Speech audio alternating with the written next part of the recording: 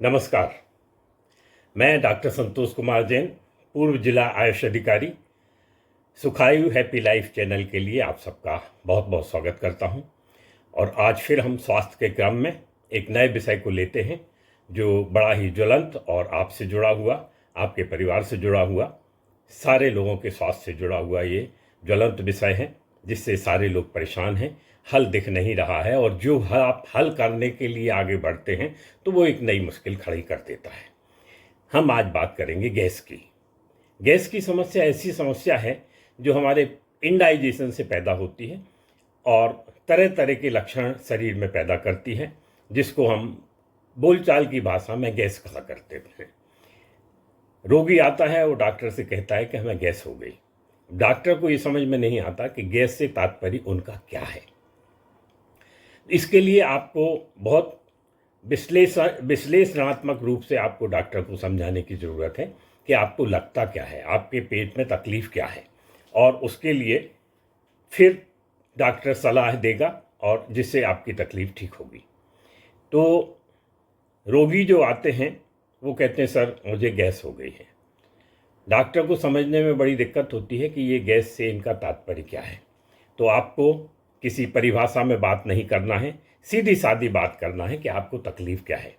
क्या आपको ऊपर गैस की डकार आती है, गैस निकलती है, आपका पेट फूला रहता है जिसको अफारा कहते हैं, या नीचे अधोमार्ग से आपकी गैस पास होती रहती है। और ये लक्षण जब आप ठीक ढंग से बताएंगे तब डॉक्टर को अच्छी तरह से बात समझ में आएगी और वो अच्छी तरह से आपको समझा पाएगा। हम लोगों को चिकित्सा के दौरान बड़े रोचक वाकये पैदा होते हैं। कुछ लोग तो ये कहते हैं कि सर यदि हम संभल के ना बैठें तो रॉकेट बन के और अंतरिक्ष में निकल जाएं। ऐसी बुरी तरह से गैस बनती है। अब उनसे जब डिटेल समझो कि होता क्या है आपको, तब वो अपने तरह तरह के लक्षण बताएंगे। पेट में जलन पड़ती है, भूख नहीं लगती है, खा लो तो पेट बड़ा खिंच के रह जाता है, मोशन का कोई ठिकाना नहीं, कभी लूज मोशन होते रहते हैं, दिन में 2-2 3-3 बार जाना पड़ता है, और कभी कभी 2-2 3-3 दिन हम इस बात के लिए परेशान रहते हैं कि कब हमारा मोशन हो जाए। तो ये सब जो चीज़ें हैं ये हमने खुद अपने ऊपर ओढ़ी हुई हैं। ऐसे हमारे जो गतिविधियां हैं, हमारे खाने पीने की जो बुरी आदतें हैं, जो गलत आदतें हैं, जिनको आपने ना समझा, ना किसी ने समझाया, या समझाया भी किसी ने तो जब तक बीमारी का बड़ा रूप नहीं बन गया तब तक आपने उसको ठीक ढंग से समझा नहीं, गंभीरता से नहीं लिया। आज मैं आपको बताने जा रहा हूँ कि ये गैस है क्या और इसका उपचार क्या है, और जो आप शॉर्टकट अपनाए हुए हैं गैस को ठीक करने के लिए। अमूमन मैं देखता हूं कि लोग आते हैं कि हम एक गैस का कैप्सूल खा लेते हैं। कौन सा कैप्सूल खाते हैं उसका नाम उनको नहीं पता, बस वो एक्सप्लेन करते हैं कि उसमें गोल गोल छोटे छोटे छर्रे जैसे पड़े रहते हैं। हम समझ जाते हैं कि ये कोई इन्होंने पीपीआई खाया है। पीपीआई से मतलब है प्रोटॉन पंप इनहिबिटर। ऐसा ये दवाई का वो ग्रुप है जो पेट की पाचन की जो क्रियाएं हैं उनको मंद कर देता है, गैस्ट्रिक जूसेस का सिक्रीशन कम कर देता है, जो हमारी जठराग्नि है उसको मंद कर देती है। और जो जठराग्नि है जिसको हम कहते हैं भोजन पचाने की अग्नि, यदि ये ठीक ढंग से रहती है, यदि ये ठीक रहती है शरीर में, शास्त्रों में कहा है कि यदि आपने अपनी जठराग्नि को ठीक ढंग से रखा, उसको व्यवस्थित रखा, उसको उसका नुकसान नहीं होने दिया, उस पर किसी तरह के दोषों का आवरण नहीं चढ़ा, तो आप स्वस्थ रहेंगे और बहुत कुछ स्वस्थ रहेंगे। और यदि आपकी जठराग्नि मंद पड़ गई तो ये जो दवाइयाँ हैं, पहले एंटासिड आते थे जिसको आप डाइजीन जेलुसिल के नाम से जानते थे, उसके बाद जिंटेक जैसे कुछ साल्ट आए और वो भी बहुत खाए आप लोगों ने, और उसके बाद फिर अब ये पीपीआई आ गए हैं।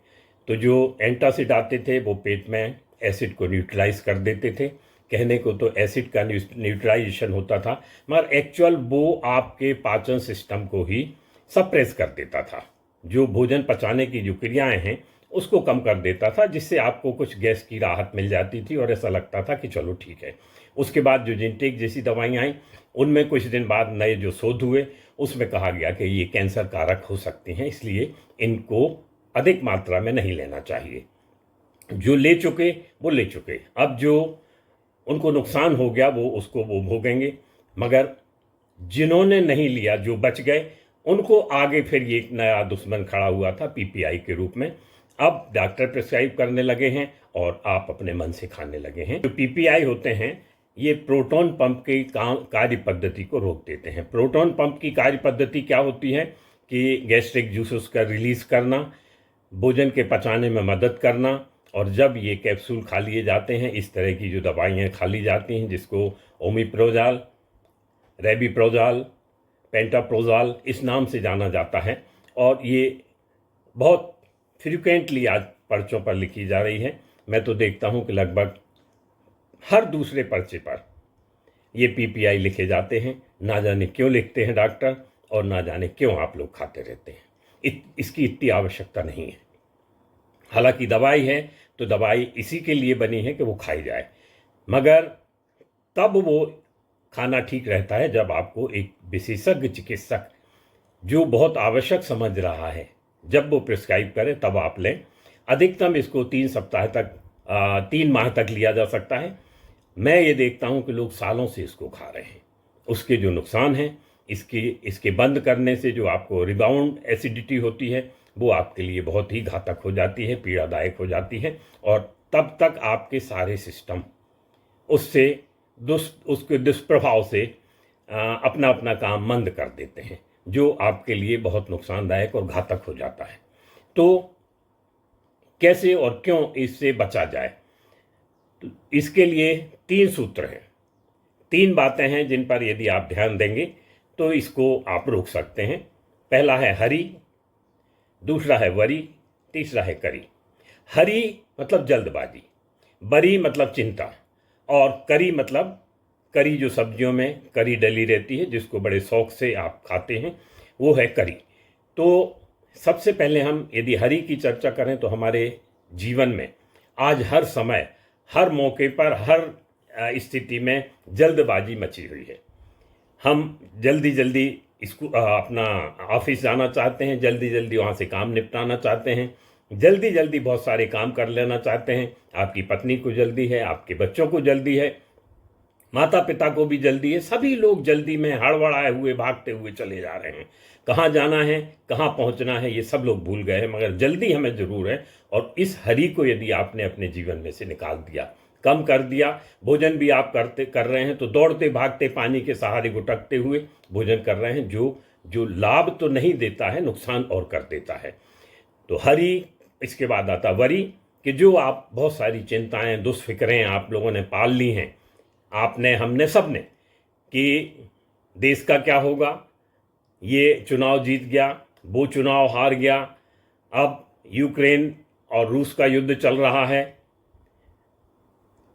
इजराइल और लेबनान का युद्ध चल रहा है। इसको लेके आप क्यों वरी हैं? इस पे ना आप कुछ कर सकते हैं, ना ये आपका सब्जेक्ट है।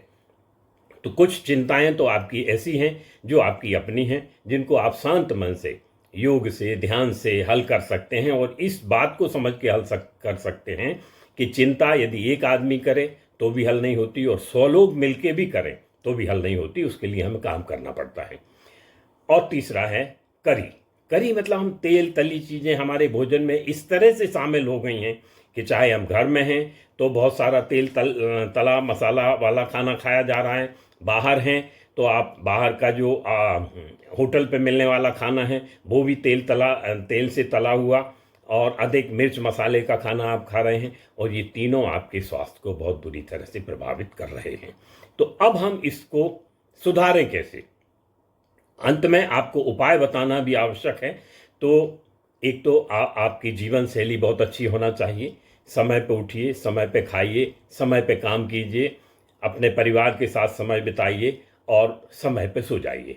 ये यदि आप रिपीट करते रहिए और किसी न किसी दिन आप इस तरह उस जीवनचर्या पे आ जाएंगे जो आपको स्वस्थ रखेगी। दूसरा, जो भोजन करते हैं भोजन समय पे कीजिए।